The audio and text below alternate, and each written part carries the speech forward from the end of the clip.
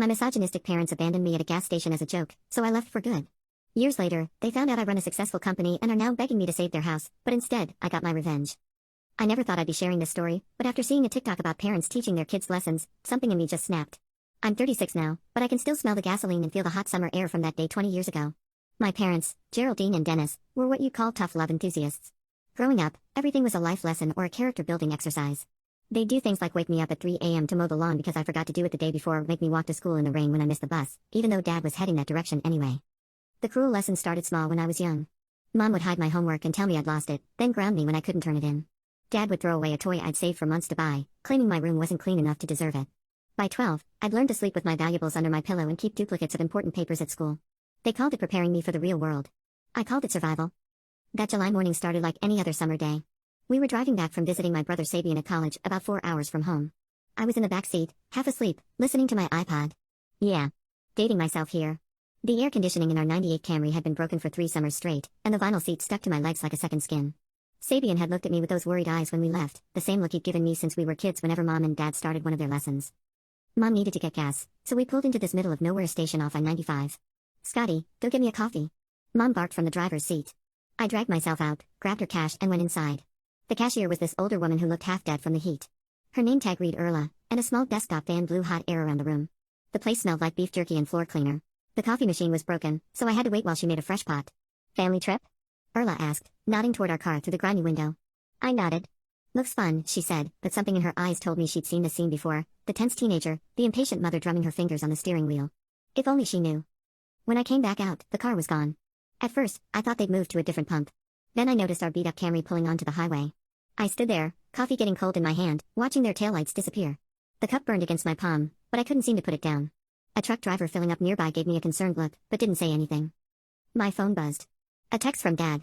Let's see how long it takes you to get home. Consider this a lesson in problem solving. That smirky, smiley face. I tried calling. The phone rang 4 times before clicking over to voicemail. I heard my own voice, awkward and formal. This is Scotty. Leave a message. I'd recorded it while hiding in the bathroom during one of their family meetings where they'd list all my failures from the week. Straight to voicemail. Every time. After about 20 minutes, Dad sent another text. Don't bother calling. Your mother says you need to figure this out yourself. See you when you make it home. I could picture them laughing in the front seat, Mom's booming guffaw, Dad's high-pitched giggle that always reminded me of breaking glass.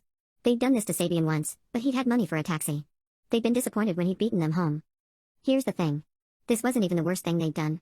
2 years earlier, they'd locked me out of the house in February because I got a C+ in chemistry. Maybe a night in the cold will help you focus on your studies. The temperature had dropped to 28 degrees that night. I'd worn only a hoodie and jeans. My fingers had turned blue by the time I found a loose window in the garage. That time, I broke into our garage and slept there, huddled between the lawnmower and Mom's workbench, wrapped in an old tarp that smelled like gasoline and grass clippings. My history textbook made a lousy pillow, but I'd read by flashlight until the batteries died, just to keep my mind off the cold. They were pissed about the broken window, made me pay for it with my McDonald's money. $87.53 that I'd been saving for a new pair of sneakers, since mine had holes so big my socks showed through. Standing there at that gas station, something just clicked or maybe broke. I looked at that coffee in my hand, still steaming, the words "World's Best Mom" printed on the side in faded blue letters, a Mother's Day gift from the gas station's sad little gift rack. A mockery of everything a mother should be. I poured it out slowly onto the concrete and watched the brown liquid spread into a puddle that reflected the sky. In that moment, I realized I was done. Just done. I had about $140 saved up from my summer job at the local pool, crumpled bills hidden inside a hollowed-out copy of The Outsiders under my mattress. My backpack was in the car, with my clothes and a few possessions I really cared about, a Swiss Army knife from my grandmother, a photo of Sabian and me at the beach before our parents' lessons escalated, and a college brochure I'd been hiding. But I had my wallet and iPod. The small bit of freedom contained in 16 square inches of plastic and metal felt suddenly significant. I went back inside and asked the cashier where the nearest bus station was. About 2 miles that way, she said, pointing down a dusty road that shimmered with heat. You okay, kid? Her eyes lingered on the empty coffee cup in my hand, then drifted to the highway where my parents' car had disappeared. Yeah, I said, swallowing hard. Just need to make a call first. My voice sounded strange in my ears, older somehow. Erla nodded and pointed to an ancient payphone near the bathrooms. Still works, she said. Probably the last one in the county. I called my Uncle Lou, Dad's brother, who they'd stopped talking to years ago because he enabled bad behavior by buying me a phone when they took mine away for getting a B on a math test. The phone they were texting me on right now was actually from him. I kept it hidden, only using it when they were asleep or out of the house. He picked up on the second ring, his voice warm and concerned. Scotty? Is that you, honey? They left you where? The shock in his voice was the first time an adult had ever acknowledged that what my parents did wasn't normal. All those years of teachers looking the other way, neighbors pretending not to see the signs, family members laughing off Geraldine and Dennis's unique parenting style. And here was Uncle Lou, finally saying what I'd always known, this wasn't okay. What happened next is kind of a blur. Uncle Lou is 4 states away in North Carolina. His voice cracked when I told him I wouldn't go back this time. I can't do it anymore, I said, and something in my tone must have told him I meant it. He didn't try to convince me otherwise, didn't feed me any lines about respecting my parents or family loyalty. Instead, he did something I'll never forget. He called me an Uber. It wasn't even called that back then. It was some local taxi service to the bus station and bought me a ticket online. Get yourself here, he said, determination in his voice. We'll figure the rest out. While I waited for the taxi, Erla the cashier slid a bag across the counter. Sandwich and chips, she said gruffly. On the house. She'd overheard enough to know I wasn't waiting for my parents to circle back. When I tried to refuse, she shook her head. Been where you are, kid. Sometimes leaving is the only way to save yourself. My phone kept buzzing with texts from Dad. Don't you dare call Lou. You better be walking home, young lady. Your mother is very disappointed. This attitude of yours needs to stop. Each message felt less like a rope pulling me back and more like scissors cutting me free. I blocked their numbers, turned off my phone, got on that bus, and watched the countryside roll by for 6 hours. Fields and forests and small towns blurred together outside the window. A man sitting across from me offered a pack of cookies. You look like you could use these, honey, he said. I hadn't realized I was crying until he handed me a tissue. The look on their faces when they came home to an empty house must have been something. I heard later from Sabian that they drove back to the gas station that night expecting to find me waiting, huddled on the curb, lesson learned. Instead, they found nothing but an empty coffee cup with world's best mom facing up like an accusation. They filed a missing persons report, but it got dismissed quick when Uncle Lou sent over the emancipation paperwork he'd already started filing.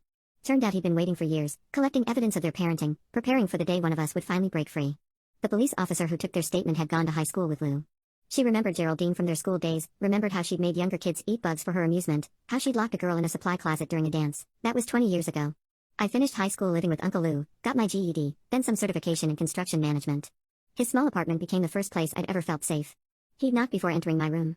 Asked what I wanted for dinner instead of telling me I should be grateful for whatever was served. Small things that felt enormous. I built a life, got good at fixing things, started my own business. Met someone who flinched at raised voices the same way I did. We recognized the hurt in each other and promised to be gentle. Had kids of my own, never played any teaching moments games with them. When my son spills his milk, we clean it up together. When my daughter forgot her homework, I drove it to school for her. Their childhood is filled with soft landings, second chances, and the radical idea that mistakes don't make them unworthy of love. I thought that chapter of my life was closed, locked, and buried. But yesterday, my office phone rang. The caller ID showed a number I hadn't seen in 2 decades. My hand hovered over the receiver, the past suddenly present, a ghost materializing in broad daylight. I didn't pick up, but they found me. And now I've got 39 missed calls and counting. Each one a tiny poisoned arrow from the past, thudding into the life I've built with such care. I don't know what they want after all this time, but I know this, that scared 16-year-old with an empty coffee cup is gone. In her place stands someone they won't recognize, someone who finally understands that the best lesson they ever taught me was how to walk away. Update, I never check my phone during meetings. It's a rule I've stuck to ever since I started my construction business. Clients deserve undivided attention. It's a respect thing I learned from watching my parents ignore everyone who wasn't immediately useful to them. But when I walked out of the boardroom yesterday, to the 39 missed calls, my stomach dropped. Most were from numbers I didn't recognize, but 3 were from my brother Sabian, who I haven't spoken to in 2 decades. We'd exchanged a few emails over the years, stilted, careful messages that never said what we really meant. He'd sent photos of his kids once, 2 girls with his eyes and chin. I'd sent back pictures of my projects, empty buildings instead of family. For those who missed my first post, quick recap. When I was 16, my parents Geraldine and Dennis left me at a gas station as a joke to teach me independence.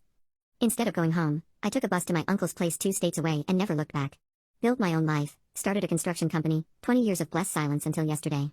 The first voicemail was Sabian, crying. His voice brought me back to childhood nights when we'd hide in the closet during our parents' rages, me covering his ears, his small body trembling against mine.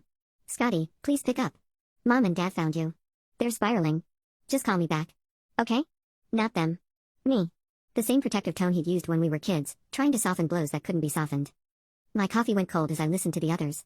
Most were from my parents, alternating between guilt-tripping and demanding I answer. Your father is sick. He's not. How dare you abandon your family? Rich coming from them. We made one mistake. One? That's hilarious. Each message was like stepping back in time, the same manipulation, the same tactics. Only now I could hear through them. Funny how 20 years of therapy and distance can clear your ears. The last voicemail was my mom slurring her words, alcohol thick in her voice. You think you're better than us with your fancy business? We made you who you are. You owe us. Classic Geraldine, taking credit for the person I became despite her, not because of her. The same woman who'd told me I'd never amount to anything now wanted to claim my success as her creation. I sat in my truck for a long time watching my phone blow up with more calls. My office building reflected in the windshield, a small but successful company with my name on the sign. A business built by treating people with the dignity my parents never showed me. Clients who became friends because I listened when they spoke. Employees who stayed because I remembered their birthdays, asked about their kids, never taught lessons when mistakes happened. Finally, I texted Sabian. Meeting tomorrow. Denny's on 5th, 7 a.m. Come alone or don't come. No emotion, no questions, no open door. Just a time and place, more than our parents had given me 20 years ago. He showed up looking exactly like I remembered, just older. Same nervous habit of shredding napkins into confetti-sized pieces. Same way of hunching his shoulders, making himself smaller. He'd cut his hair short, dyed it a muted brown that didn't draw attention. A defensive posture I recognized too well. They're losing the house, he blurted before even sitting down. No hello, no how are you, just the crisis that had finally made them remember they had a daughter. Mom's been gambling. Dad's maxed out their cards. They found your company website, and they want money, I finished. The waitress brought coffee. My hands didn't shake as I added cream. I'd imagined this conversation for years, played it out in nightmares and daydreams. Now that it was happening, I felt oddly calm, like watching a storm from inside a sturdy house. Tell me everything. Turns out they've been watching my company's social media for months. Every project announcement, every community award, every newspaper mention carefully cataloged. Mom's convinced herself I owe them for my success, that my work ethic came from her tough parenting rather than my desperate need to never depend on anyone like her again. They need $50,000 to avoid foreclosure. Their retirement fund gone on scratch tickets and QVC purchases. The house where they'd locked me out, the house where they'd planned their teaching moments, about to be taken by the bank. There was a symmetry to it that almost made me smile. Sabian kept apologizing, saying he tried to stop them from contacting me. His voice tightened when he described the mounting bills, Mom's drinking getting worse, Dad's shopping addiction. The familiar dance of enabling and crisis that had defined our childhood. He'd been their emotional caretaker since I left, carrying the weight I'd set down at that gas station. Why help them? I asked. After everything. After the nights we spent hungry because dinner was a privilege, not a right. After the time Mom threw my science project in the trash because I'd wasted money on display materials. After the Christmas they gave Sabian presents but made me watch because my grades weren't good enough to earn gifts. He started crying. Told me about Mom's drinking getting worse, Dad's shopping addiction, how they blame everyone but themselves.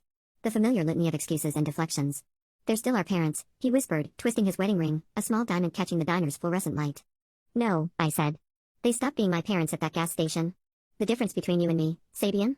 You're still hoping they'll change.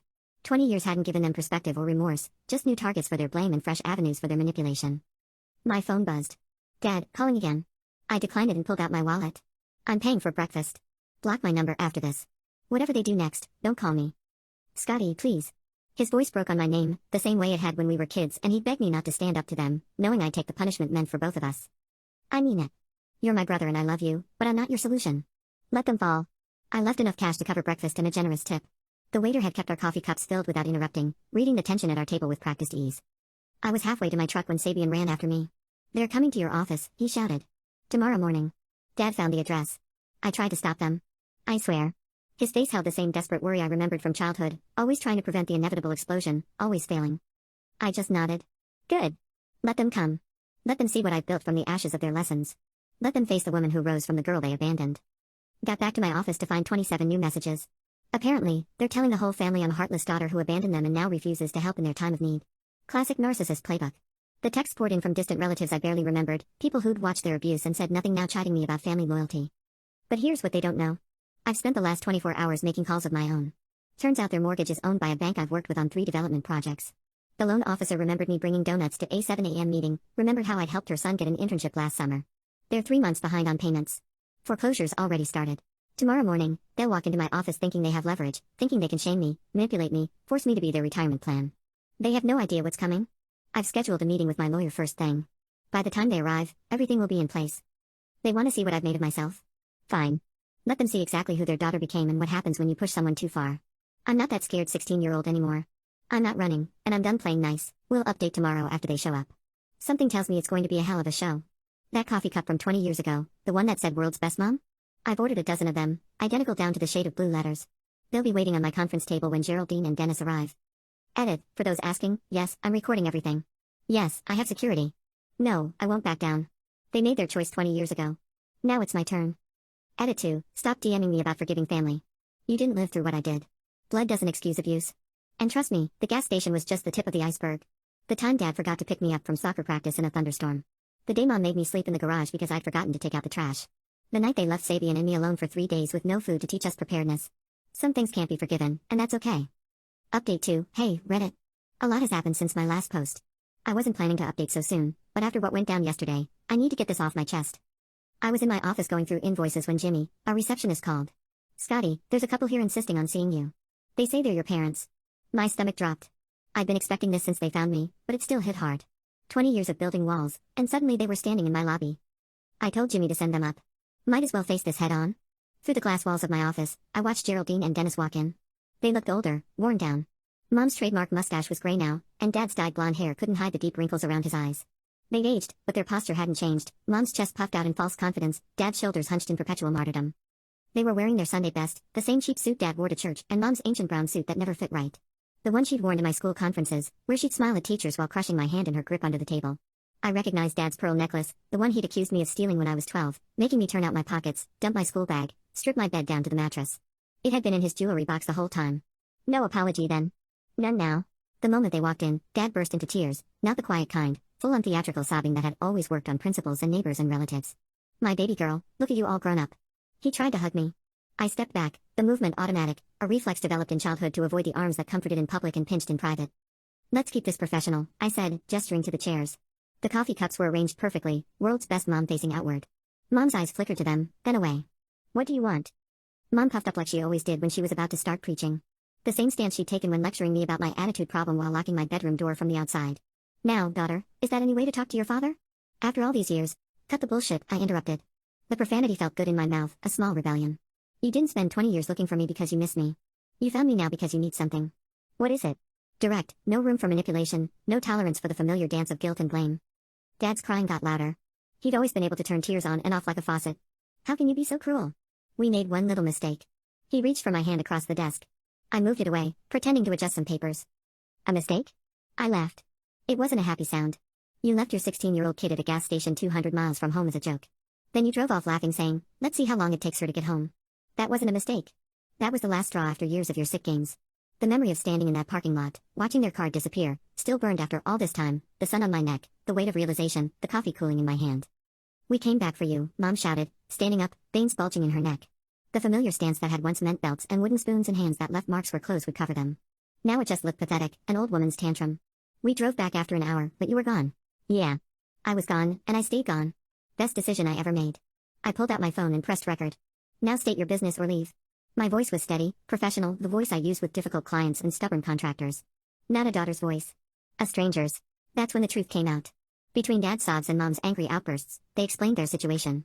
They'd taken out a second mortgage on the house for Mom's foolproof investment scheme. Now they were 6 months behind on payments. The bank was foreclosing. The same house where I'd hidden from their rage, the same rooms where they'd engineered their lessons, about to be taken away. You've done so well for yourself, Dad whimpered, gesturing at my office with its awards on the wall, its view of downtown.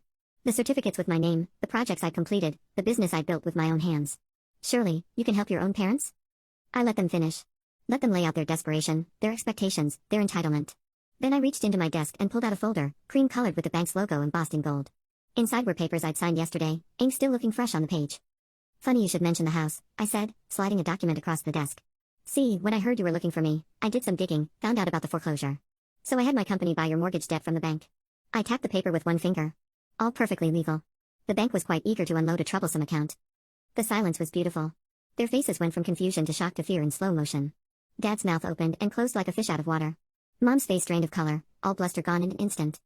What does that mean? Mom's voice had lost its thunder, suddenly small and uncertain. It means you have 30 days to vacate the property. My company acquired it legally at auction last week. We're demolishing it for a new development project. I showed them the plans, architectural drawings for a small apartment complex. Where their house stood would soon be a community garden with benches and flowering trees. A place of peace built on the ashes of pain. Dad started wailing. Mom's face turned purple. You can't do this. That's our home. Like the gas station was my home? The words were quiet but landed like stones. At least I'm giving you 30 days. You gave me 30 seconds? I looked at my watch, a gift from my team on our company's 10th anniversary. Time's almost up for this meeting too. Mom lunged across the desk. I stood my ground as security rushed in. I'd had them on standby, knowing Geraldine's temper, remembering the broken dishes and slammed doors of my childhood. 2 women in uniforms appeared at my door, summoned by a silent alarm under my desk, the kind of protection I dreamed of as a child, now finally mine to command. As they dragged my parents out, Dad screamed that I was evil, that I'd rot in hell. Mom threatened lawsuits, promised ruination. The same threats she'd made when I was 16 and defenseless, now hollow against the woman I'd become. I just watched through the glass as they were escorted out, still recording everything. The security guards gentle but firm, my parents' resistance futile. My phone buzzed, a text from my brother, Sabian. They just called me crying. What did you do? I typed back, what they taught me to do, look out for myself. Then added, are you okay? Because he'd been a victim too, just one who'd chosen a different path. I've spent 20 years building myself up from nothing. Creating a life that's solid and safe, surrounding myself with people who know that love doesn't come with lessons, that family isn't about fear. Now I'm going to use everything I've learned to tear down the house that was never really a home. The demolition starts next month. I'll update when it's done. In its place will rise something better, homes for families who deserve them, spaces designed with warmth instead of fear. My final lesson to Geraldine and Dennis: even the cruelest teachers can't stop their students from learning compassion. Edit. My uncle, Dad's brother who took me in, just called. He's proud of me. That means more than revenge ever could. His voice on the phone brought me back to that first night in his apartment, how he'd left the hallway light on without my asking, knowing somehow I'd need its glow to sleep in a strange place. You've become a good woman, Scotty, he said today. Despite everything, you've become a good woman. Final update. First, thank you all for the support on my previous posts. Never thought my story would get this much attention. What happened in the last few days? Well, let's just say karma finally caught up with them. After I bought their house at the auction, legally through my company, my parents Geraldine and Dennis completely lost it. They started calling every single relative, telling them how their ungrateful daughter was throwing them out on the street. The same relatives who turned a blind eye when I showed up to family reunions with bruises, who'd laughed off Dad's strictness and Mom's old school discipline. Suddenly everyone had an opinion about family loyalty.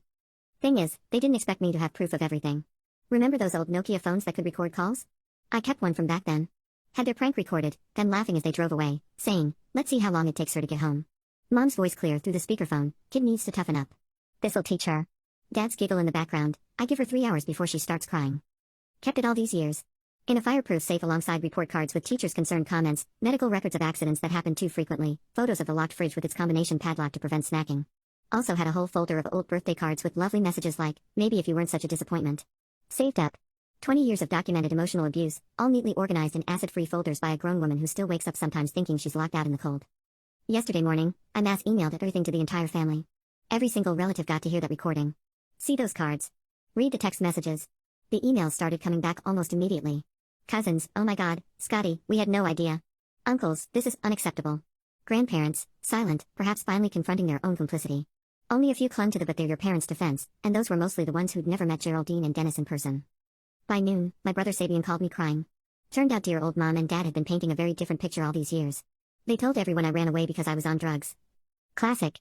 Your sister's gotten mixed up with a bad crowd, they'd say at family gatherings, shaking their heads in staged concern. We've tried everything, but some kids just choose the wrong path. A convenient explanation for why their daughter disappeared and never contacted them again. But here's where it gets good. Remember how I said I was going to demolish their house? Well, I did exactly that. Had the permits ready and everything. Called them to come watch. They showed up with my Uncle Lou, Dad's brother, thinking he would talk some sense into me. Instead, they got front row seats to watching their precious house get torn down. The bulldozer operator was ex-military, a woman who'd worked with me on 3 other projects. She knew enough of my story to take particular satisfaction in the job. Started with the front porch, the same porch where they'd made me sleep one winter night for tracking mud on the carpet. Then the living room where the Christmas tree had stood, decorated with ornaments celebrating Sabian's achievements but none for mine. Dad was screaming about his garden. My roses. My prize-winning roses. The same garden I'd been forced to weed under the blazing sun as punishment for crimes as minor as leaving a light on or using too much water in the shower. Mom was threatening to sue, her face purple with rage. With what money, Geraldine? I stood there drinking my coffee, watching them lose it. 20 years of their abuse, gone in 2 hours. The look on their faces when the bulldozer went through Dad's prize-winning rose garden, priceless. He'd spent more time tending those flowers than comforting his children. Mom's workshop collapsed next, the place where she'd broken my model airplanes when I failed a quiz, where she'd burned my comic books for being tools of Satan. Uncle Lou stood beside me, his hand on my shoulder, quietly witnessing justice 2 decades in the making. But I wasn't done. See, that land is actually in a decent location. Instead of some fancy development, I'm building affordable housing, 20 units, reasonable rent, priority given to single parents and their kids, already got the plans approved. Families who need a safe place, parents who treat their children with kindness, homes where lessons mean homework help not psychological warfare. The best part, I'm naming it Andrew Haven after my uncle who took me in when I was 16. He passed away last year, but he'd love knowing his name is on something helping people escape bad situations. The man who taught me that parenting should be about support, not sacrifice. Who showed me what family could be when it wasn't poisoned by control and cruelty. Mom and Dad tried to rally the neighbors against me, showed them childhood photos of our happy family. The same neighbors who'd heard me crying through open windows on summer nights, who'd seen me waiting outside in winter because I'd forgotten my key again. Too bad those neighbors remembered how they used to hear me crying at night. One of them, Mr. Henderson, even came up and hugged me, said he always regretted not calling CPS. I told myself it wasn't my business, he whispered. I was wrong. This morning was the final showdown. They came to my office again, this time all humble and sorry. Mom actually cried, said they were about to be homeless. Real tears, for once, not the performative kind she'd used to manipulate teachers and coaches. Dad promised he'd forgive me if I just helped them out. The absurdity of the offender offering forgiveness to the victim, a perfect encapsulation of their twisted worldview. I let them talk for 10 minutes straight. Watch them cycle. That's all for today. Make sure to like, subscribe and comment advice for up.